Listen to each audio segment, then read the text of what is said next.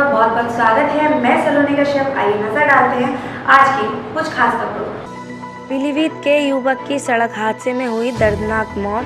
Truck ने overtake किया जिसमें युवक ट्रक की चपेट में आ गया। पुलिस ने मौके पर पहुंचकर सबको कब्जे में लिया और उसके बाद पोस्टमार्टम के लिए भेजा। दरअसल बरेली के देवरनिया थाना क्षेत्र के छिरा जहानाबाद रोड पर पीलीभीत के मोहल्ला कबीर खान के रहने वाले युवक मोटरसाइकिल से किसी काम से जा रहे थे। तभी तेज रफ्तार से बेकाबू ट्रक ओवरटेक के दौरान युवक की मोटरसाइकिल उसकी चपेट में आ गई, जिससे युवक का सर पहिए में कुचल गया।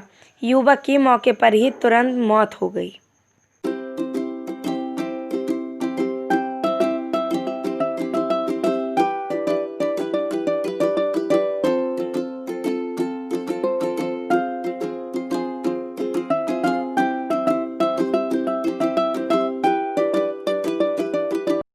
मंदबुद्धि युवक का पोल से बंधे हुए वीडियो वायरल होने पर पुलिस ने की कार्रवाई। बरेली सेठगढ़ थाना क्षेत्र में एक मंदबुद्धि युवक का पोल से बंधे हुए वीडियो बहुत तेजी से वायरल होते ही पुलिस ने त्वरित संज्ञान लिया। सीओ बेहड़ी मौके पर पहुंचे और इस पूरे मामले की जानकारी ली। वहीं घटना पर संज्ञान लेते हुए एसपी RA डॉक्टर संसार सिंह ने बताया, एक वीडियो प्राप्त हुआ है जिसमें थाना शेरगढ़ कस्बा शेरगढ़ में एक व्यक्ति को बिजली के पोल से बांध रखा है। पूरी जांच करने पर यह पता चला कि रात्रि में ये व्यक्ति एक हैंडपंप का हत्था निकालकर एक गाड़ी को तोड़ रहा था। गाड़ी मालिक ने दरवाजा खोलकर देखा तो इसने गाड़ी मालिक पर भी हमला कर दिया। लोग भाई इकट्ठा हुए तो ये पता चला मंदबुद्धि आदमी है, जिसे पोल से बांध दिया। क्षेत्राधिकारी को मौके पर भेजा जा रहा और जांच के बाद मेरी कार्रवाई कराई जाएगी। Sardar ji traders, wholesale fireworks dealer and order supplier, mega shop, a house of branded fancy fireworks. Contact for all big shows, event and wedding. Contact number 9412287977 9837034025.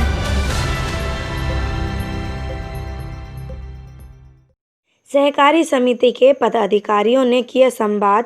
किसानों की आय को दुगना करने के लिए लगातार सहकारी समिति प्रयास करती रहती है, जिसको लेकर गुरुवार को अर्बन कोऑपरेटिव बैंक के हाल में समिति के पदाधिकारी ने परिचर्चा की। इसमें किसानों के उत्थान के लिए कई विषयों पर चर्चा की गई। इस बारे में समिति के पदाधिकारी ने बताया, यहाँ सभापति प्रबंध समिति के सदस्य बुलाए गए और सहकार भारती के आप राष्ट्रीय पदाधिकारी हैं, अधिकारीगण आए हैं और सहकारिता क्या काम कर रही है, क्या काम करना चाहिए, कैसे इसका विकास हो, ज़्यादा से ज़्यादा जनता को इसका लाभ मिले, इस संबंध में यहाँ परिचर्चा हो।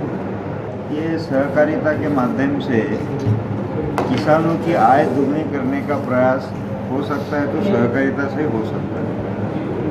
तो इसलिए सहकारिता के माध्यम से फूड प्रोसेसिंग है, कोल्ड स्टोरेज के माध्यम से है। जब किसान चाहे तब उसको माल अपने मर्जी से बेच सके अपने मूल्य पे, और जब चाहे तब वो किसान अपने माल का फूड प्रोसेसिंग करके उसकी आय दुगनी तिगनी कर सकता है। दुर्भाग्य से आज वो किसी भी प्रकार की व्यवस्था उपलब्ध ना होने के कारण उसको जो बाजार मूल्य है उसमें बेचना पड़ता है। और तीसरी बात रही आय दुगनी करने के लिए मधुमक्खी पालन जैसे प्रयोग करना है, पशुपालन के जैसे प्रयोग करना है।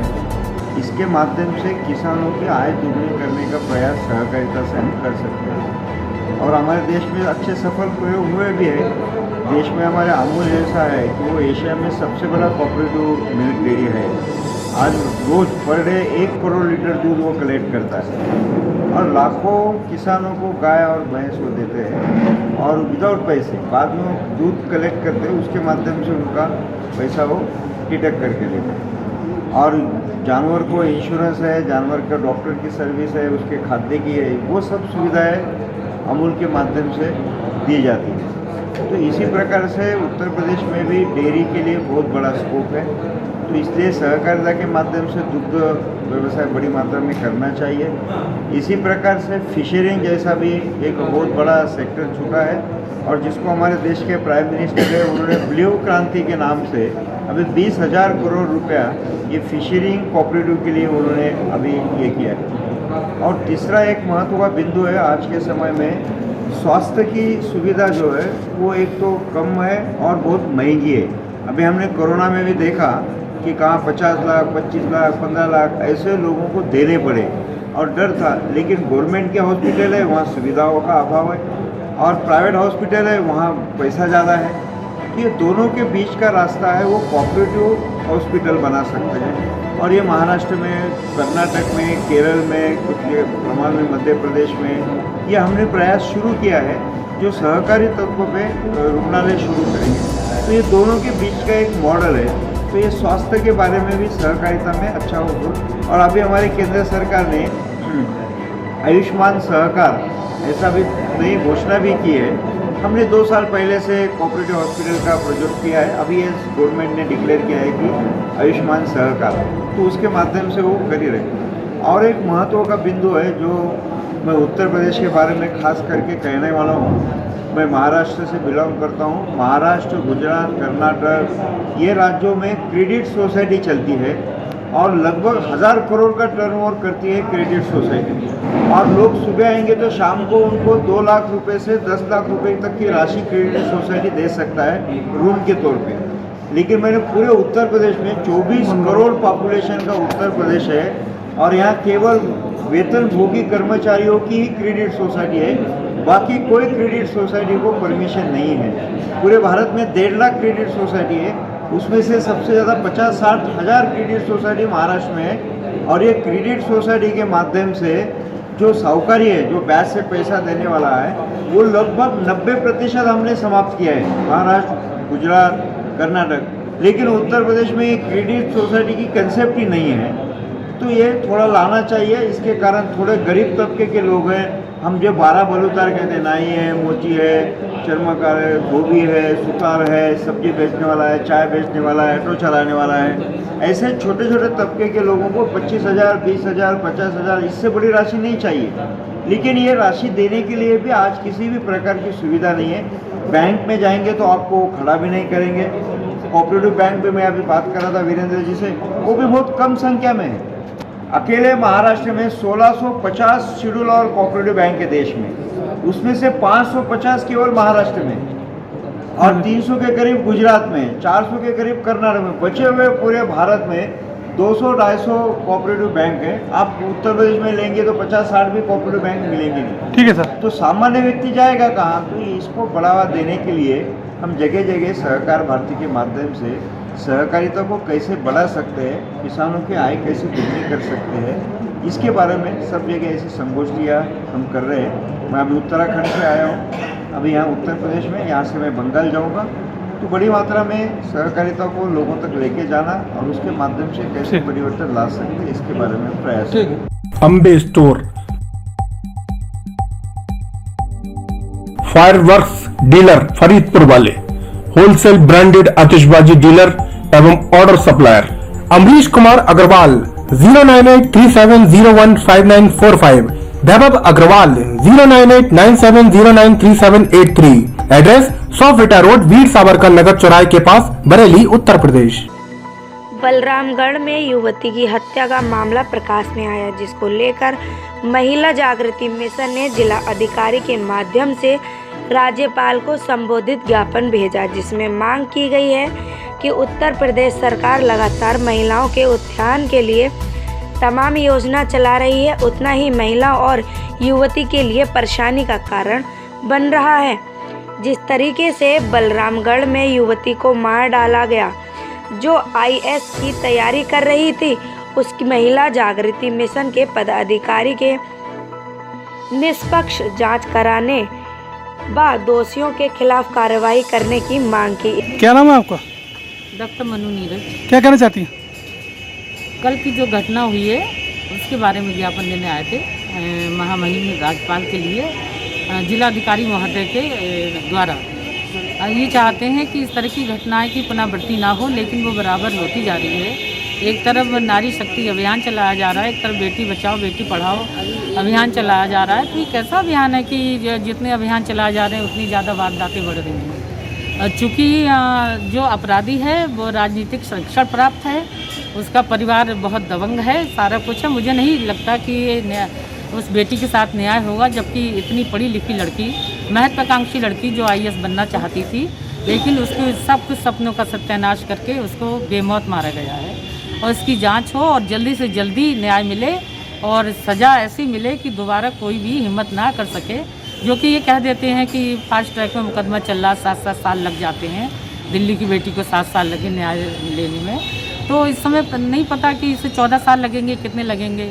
हमारा मानना ये है कि तुरंत अविलंब चौराहे पे खड़े करके ऐसे अपराधियों को गोली मार देनी चाहिए। अगर 4-6 केस ऐसे कर दिए तो हिम्मत नहीं किसी की कि कोई फिर ऐसा अपराध करेगा। आज डीएम साहब के पास क्या आश्वासन दिया जी, एसी साहब के पास आई, क्या कहा उन्होंने? साहब ने क्या आश्वासन दिया? उन्होंने कहा कि हम आपका संदेश राज्यपाल तक पहुंचाएंगे और न्याय दिलवाएंगे। बरेली में मिलेंगी आधुनिक हॉस्पिटल की सेवाएं, अनुभवी डॉक्टर्स, आधुनिक उपकरण और मशीनों से लैस हॉस्पिटल अब आपके शहर में पार्किंग और लिफ्ट की सुविधा से लैस। अब आपको बरेली से बाहर जाने की जरूरत नहीं। अमृत धारा हॉस्पिटल में अनुभवी डॉक्टर्स का पैनल होने से अब डरने की कोई जरूरत नहीं है। निकट गांधी उद्यान, रामपुर गार्डन, बरेली। लगातार उत्तर प्रदेश में लव जिहाद के मामले प्रकाश में आ रहे हैं। बीते दिनों बरेली में एक ऐसा मामला सामने आया था जिसको लेकर परशुराम सेना अपनी टीम के साथ कलेक्ट्रेट पहुंचा, जहां उन्होंने जोरदार प्रदर्शन किया। इसके बाद जिला अधिकारी के माध्यम से राज्यपाल को संबोधित एक ज्ञापन भेजा, जिसमें मांग की कि इस तरह की कट्टरपंथी लोगों के खिलाफ कड़ी कार्रवाई की जाए। जिस तरह से मुस्लिम कंट्री में कानून बनाया गया है, इसी तरीके से यह कानून हिंदुस्तान में भी लागू किया जाए। फांसी दो, फांसी दो। निकिता के हत्यारों को फांसी दो, फांसी दो। लव जिहाद बंद करो, बंद करो, बंद करो। लव जिहाद बंद करो, बंद करो, बंद करो। कट्टरपंथी मुर्दाबाद, मुर्दाबाद। कट्टरपंथी मुर्दाबाद, मुर्दाबाद, मुर्दाबाद, मुर्दाबाद। इस्लामी मुर्दाबाद, मुर्दाबाद। कट्टरपंथी मुर्दाबाद, मुर्दाबाद, मुर्दाबाद। निकिता के हत्यारों को फांसी दो, फांसी दो। महिलाओं के सम्मान में, महिलाओं के सम्मान में। क्या नाम है आपका? अर्जुन गुप्ता। क्या कहना चाहते हैं? परशुराम सेना प्रदेश अध्यक्ष हूँ और लव जिहाद कट्टरपंथियों के विरोध में आज एक ज्ञापन माननीय प्रधानमंत्री जी को माध्यम जिला अधिकारी के द्वारा दिया गया है।